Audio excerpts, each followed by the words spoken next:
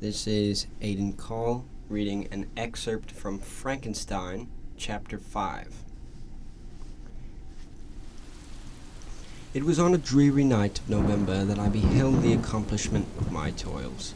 With an anxiety that almost amounted to agony, I collected the instruments of life around me, that I might infuse a spark of being into the lifeless thing that lay at my feet.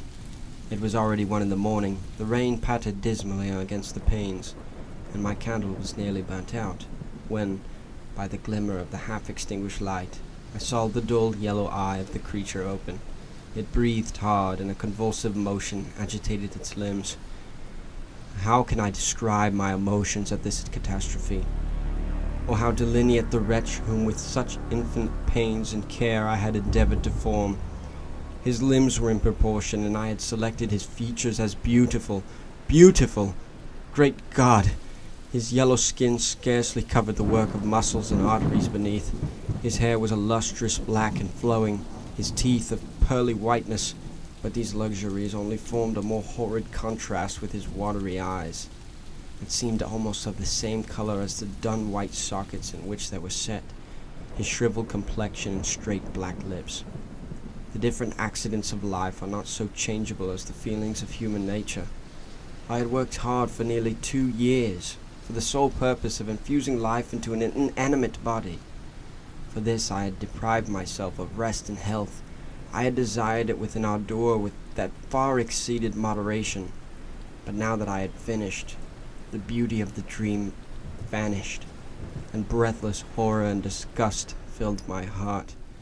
Unable to endure the aspect of the being I had created, I rushed out of the room and continued a long time traversing my bedchamber, unable to compose my mind to sleep.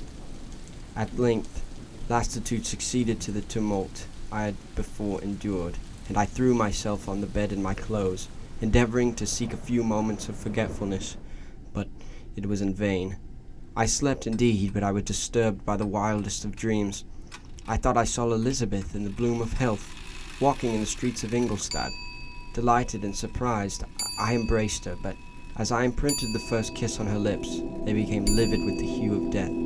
Her features appeared to change, and I thought that I held the corpse of my dead mother in my arms.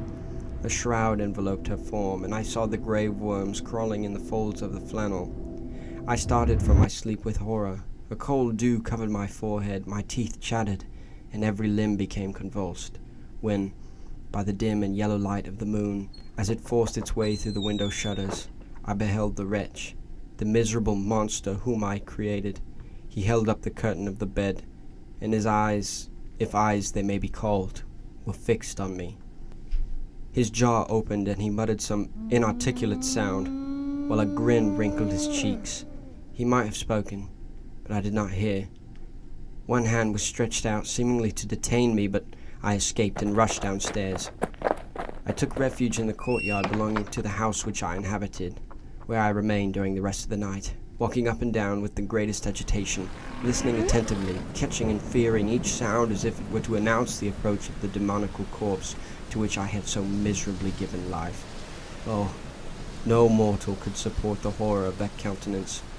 A mummy again endued with animation could not be so hideous as that wretch.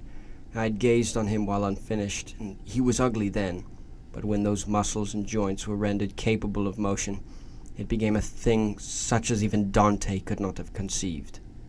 I passed the night wretchedly. Sometimes my pulse beat so quickly and hard that I felt the palpitation of every artery. At others, I nearly sank to the ground through languor and extreme weakness.